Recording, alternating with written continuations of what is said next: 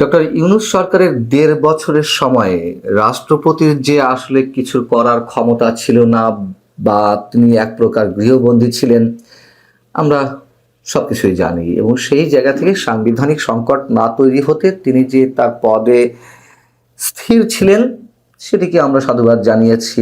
BNP এবং সেনাবাহিনীর সহযোগিতায় তিনি টিকেছিলেন।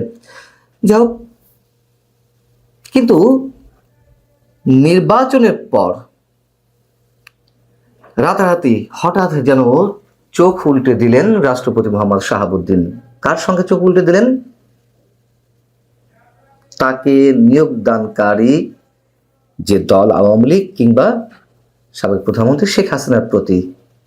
শেখ হাসিনাকে কদমবুচি করা শাহাবুদ্দিন চুপ্পু সাহেব এখন বিএনপির প্রতি পুরোপুরি নতজানু। পদ পদবি ধরে রাখতে কিংবা রাষ্ট্রপতি পদে নিজেকে টিকিয়ে রাখতেই যে তিনি আওয়ামী লীগের প্রতি প্রেম বিসর্জন দিয়ে বিএনপির সাথে নতুন করে ঘর বাঁধা শুরু করেছেন, সেটি তো আমরা এভাবেই বর্ণনা করতে পারি। জাতীয় পাট দিবসের একটি অনুষ্ঠান ছিল, অনেক কিছু ঘটেছে গত কয়েকদিনে, তার মধ্যে শেষটা দিয়ে শুরু করি। জাতীয় পাট দিবসের একটি অনুষ্ঠান ছিল রাজধানীতে শুক্রবার। সেখানে মহামান্য প্রেসিডেন্ট যে বক্তব্যগুলো দিয়েছেন তার একটা পর্যায়ে কি বলছেন তিনি বলছেন যে হাজারো মানুষের প্রাণের বিনিময়ে গণতন্ত্রের ধারায় ফিরেছে বাংলাদেশ। সব শহীদের আকাঙ্ক্ষায় প্রতিষ্ঠিত করতে হলে আমাদের জ্ঞান বিজ্ঞান প্রযুক্তিতে আরো সমৃদ্ধ, ফ্যাসিবাদের মূলোৎপাটন করতে হবে। এই যে ফ্যাসিবাদের মূলোৎপাটন করতে হবে, হাজার মানুষের প্রাণের বিনিময়ে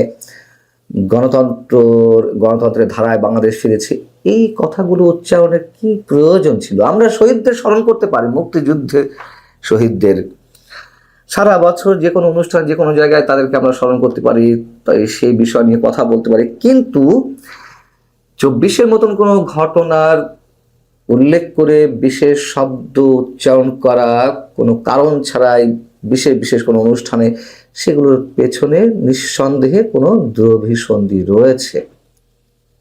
নচেত এই কথাগুলো, এই শব্দগুলো উচ্চারণ করতে পারে না। আর এটির কোনো রাজনৈতিক প্রোগ্রাম ছিল না যে হাজার প্রাণের বিনিময়ে অর্জিত গণতন্ত্র কিংবা ফ্যাসিবাদের মূলোৎপাটন এইসব শব্দ উচ্চারণ করতে হবে। তার চেয়েও বড় কথা, আওয়ামী লীগ সরকারের সময় এই রাষ্ট্রপতি মোহাম্মদ শাহাবুদ্দিন তিনি প্রতিটি বক্তব্য শেষ করতেন জয় বাংলা স্লোগান দিয়ে। হঠাৎ করে আমরা দেখলাম যে তিনি রাতারাতি বাংলাদেশ দিয়ে বক্তব্য শেষ করছেন এই পাট দিবসের অনুষ্ঠানেই। কেন মানুষ ধাক্কা খাচ্ছে? বাংলাদেশ জিন্দাবাদ, জয় বাংলা, এক একজনের এক একটা আদর্শের প্রতি অনুরাগ থাকতেই পারে, কিন্তু রাষ্ট্রপতি তো সাংবিধানিক পদ।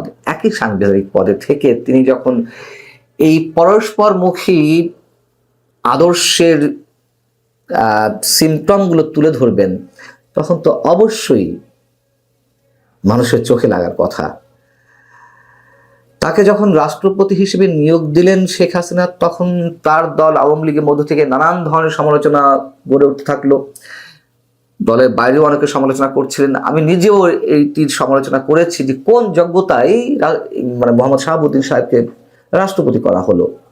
এবং এটাও বলে রাখি যে এই ১.৫ বছর মানে ইউনূস সরকারের ১.৫ বছরে আমি তাকে সমর্থন করেছি।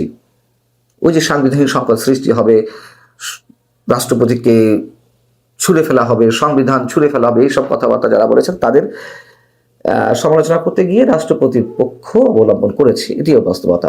যাই হোক, তো যখন তাকে নিয়োগদানের সময় নানান ধরনের সমালোচনা গড়ে উঠলো, তখন সেগুলোর জবাব দিতে গিয়ে, ব্যাখ্যা দিতে গিয়ে তিনি বিভিন্ন সভা মঞ্চে, বিভিন্ন সেমিনারে তিনি বলতে লাগলেন তিনি নিজে উড়ে এসে কখনো জুড়ে বসেননি, উড়ে এসে বঙ্গভবনে ঢোকেননি। তিনি পাবনার রাজপথ থেকে কারাগারে গেছেন, বঙ্গবন্ধুর সাথে একসাথে খেয়েছেন এবং নানান চড়া উতরায় পার করে তিনি বঙ্গভবনে ঢুকেছেন রাষ্ট্রপতি হিসেবে। এগুলো তিনি নানানভাবে প্রমাণ করার চেষ্টা করছিলেন এবং নিজে জয় বাংলা স্লোগান দিতেন। অডিয়েন্সে যারা থাকতেন তাদের মুখ থেকেও জয় বাংলা স্লোগান নিয়ে তিনি শেষ করতেন।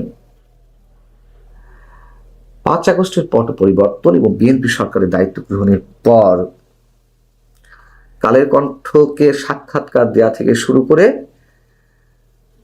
পাক দিবসের অনুষ্ঠান এবং সেখানে বাংলাদেশ জিন্দাবাদ বলে তার বক্তব্য শেষ করা,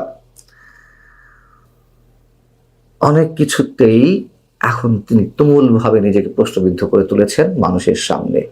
শুধু এই নয়, তিনি তো 12 মার্চ বর্তমান সরকারের সময় প্রথম পার্লামেন্ট অধিবেশনে যে বক্তব্য দিতে যাচ্ছেন, রাষ্ট্রপতির ভাষণ থাকবে সেখানে তিনি 24-এর গণ অভ্যুত্থানের কথা উল্লেখ করবেন। আচ্ছা, সেটি তো করবেনই, করার কথাই, তারপর সরকারে লিখে দেওয়া স্পিচে তাকে বলতে হবে। কিন্তু তার কি এইটুকু ক্ষমতা ছিল না যে তিনি সেখানে পাক দিবস অনুষ্ঠানে যেমন বলতে পারতেন বাংলাদেশ চিরজীবী হোক, বাংলাদেশ দীর্ঘজীবী হোক, তিনি জয় বাংলা বা বাংলাদেশ জিন্দাবাদ এই বিতর্কের মধ্যে নাও থাকতে পারতেন। তিনি কালের কণ্ঠকে দিয়ে যে সাক্ষাৎকার দিলেন যে বিএনপি চাইলে তিনি থাকবেন, না থাকলে সসম্মানে তিনি পদ ছেড়ে দেবেন, তিনি ছেড়ে দিতে পারতেন। রাষ্ট্রপতি হয়েছেন, 5 বছর কেন পূরণ করতেই হবে? কোনো দরকার ছিল না। এবং তিনি যে বক্তব্য দিতে যাচ্ছেন সেখানেও তিনি মৃদু আপত্তি করতে পারতেন। যেহেতু আমি বলছি বাস্তবতা জায়গা থেকে, আওয়ামী লীগের প্রতি অনুগত থেকেই তিনি যে বক্তব্য, যে ভাষণ পার্লামেন্ট অধিবেশনে তুলে ধরবেন সেখানে তো মিথ্যার বেসাতি করা হবে। তার কারণ যে 1400 মানুষ হত্যাকাণ্ডের শিকারের কথা বলা হচ্ছে, সেই 1400 মানুষ নিহত তো আওয়ামী লীগের হাতে হয়নি। যদি সরকারি ভাষ্য অনুযায়ী হয় সেটি 832 জন, স্বাস্থ্য মন্ত্রণালয়ের প্রজ্ঞাপন অনুযায়ী। বাকি মানুষ তো 5 আগস্টের পরে হয়েছে, অসংখ্যবার এই বিষয়ে কথা বলেছি। তাহলে তাকে সেই 1400 মানুষের কথা উল্লেখ করতে হবে যে আওয়ামী লীগের হাতে 1400 মানুষ নিহত হয়েছেন, তাকে গণহত্যার কথা বলতে হবে। এবং এই কথাও তো এখন প্রতিষ্ঠিত যে আন্দোলনে যারা নিহত হয়েছেন এই মানুষগুলো সব আওয়ামী লীগ সরকারের আইন শৃঙ্খলা রক্ষাকারী বাহিনী বা আওয়ামী লীগের ক্যাডারদের হাতে নিহত হননি। এটি বাস্তবতা। তৃতীয় পক্ষ রয়েছে, স্নাইপার রাইফেলে কথা অসংখ্যবার আমাদের আলোচনায় এসেছে, এগুলো নতুন করে বলতে চাই না। কারা হত্যাকাণ্ডগুলো ঘটিয়েছিল? তাহলে সংসদে রাষ্ট্রপতি ভাষণে তিনি তার নিয়োগকৃত যে দল বা যে সরকার বা প্রধানমন্ত্রী তাদের সবার বিরুদ্ধে তিনি একযোগে গণহত্যার অভিযোগ নিয়ে আসবেন। এতটাই ব্যক্তিত্ব সম্পন্নহীন তিনি, এতটাই ব্যক্তিত্বহীন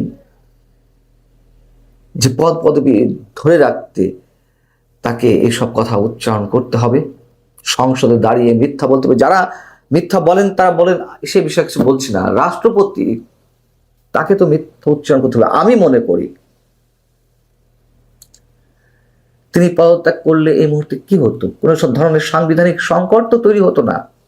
এতদিন তিনি যেমন বলে আসছেন যে কোনো সাংবিধানিক শূন্যতা যাতে সৃষ্টি না হয় সেজন্য তিনি পদ ছাড়তে চাননি। বিএনপিও সহযোগিতা করেছেন, এই জন্য সেনাবাহিনী সহযোগিতা করেছেন। এখন তো নতুন দল ক্ষমতা এসেছে, তারা নতুন রাষ্ট্রপতি নির্বাচন করবেন।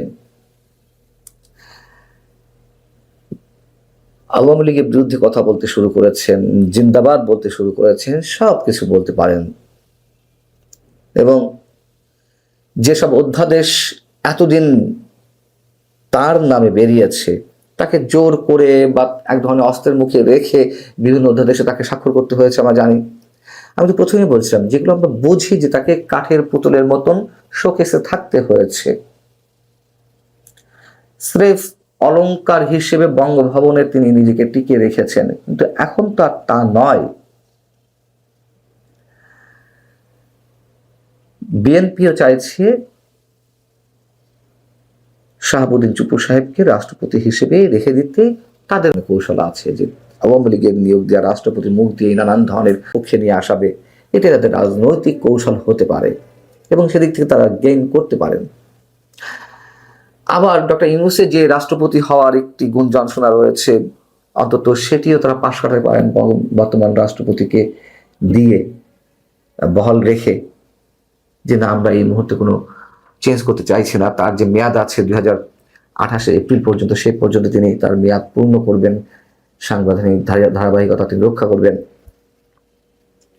বিএনপি যে চাইছে এটি তার দলের মহাসচিব মির্জা ফখরুল ইসলাম আলমগীরের কথাই আরো কয়েকদিন আগে সেটি পরিষ্কার হয়েছে। যখন রাষ্ট্রপতি কে হচ্ছেন এই প্রশ্নটি তার উদ্দেশ্যে ছুড়ে দেওয়া হলো সাংবাদিকদের পক্ষ থেকে, তিনি বললেন যে আপাতত কোনো নতুন রাষ্ট্রপতির দরকার নেই, এই মুহূর্তে রাষ্ট্রপতি নির্বাচনের কথা বিএনপি ভাবছে না, এবং সংবিধান অনুযায়ী বর্তমান রাষ্ট্রপতির